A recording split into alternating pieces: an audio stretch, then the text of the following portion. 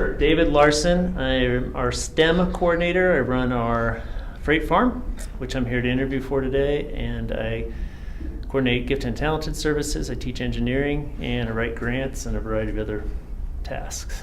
We are now, our first harvest was November 30th, 2017, and I believe now we're on harvest number 6, if I'm not mistaken.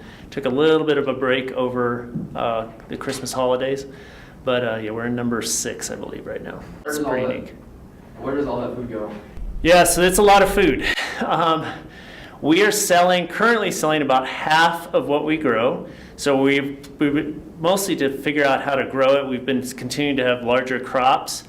So we're working on the business model to try to sell it. We'd like to sell all of our crops.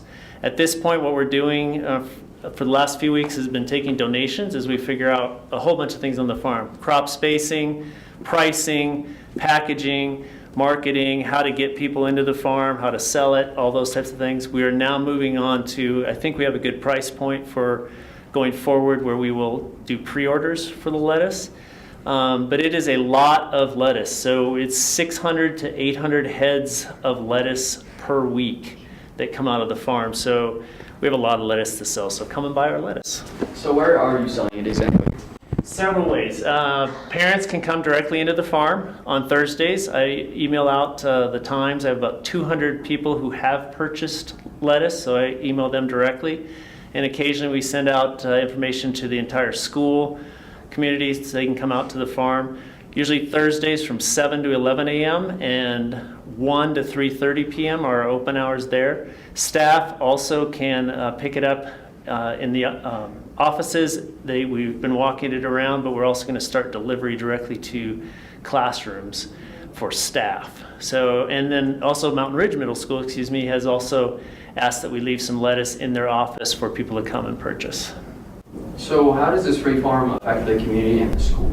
Well, so it is a for-profit business. We are looking to reinvest the money back in the school. We first cover our operating expenses, and then our goal would be that any extra money would go back into the school and provide resources for people who want to try different things in the classroom, support the budget, that type of thing. It's once it's up and going fully and we're selling all of our lettuce, we will be able to cover our expenses in 1 week's crop, which leaves 3 or 4 weeks of sales that can go back into the school.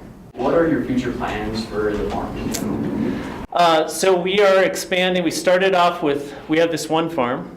We started off with a freight farm club. So the club has been running the farm that first semester. I now have TAs and the freight farm club. So there's kids that are assigned to me for 3 periods a day to help run the farm. These are kids that are interested in the farming. And then next year we'll actually have an agriculture business class that 9th through 12th graders can take for a 0.5, I think, practical art credit. So we're looking forward to doing that, and that class then will really take over most of the farm decision making and running and the marketing and that type of thing. We also have this semester, one of our goals is to get a bunch of different classes involved: marketing, entrepreneurship, graphic design, and other classes in developing our branding, developing our packaging, communications, those types of things. So there's a lot to be done this semester on that. But eventually, I'd like to expand the farm into other types of farming too. So right now, we just have the freight farm. We might do some traditional box farming, on the ground, make planter boxes. But then eventually, I would also like to do some horizontal hydroponic farming, which would be kind of like shelving, but so you can grow some things that have a larger mass, like tomatoes and other things. So expand out into some other types of farming.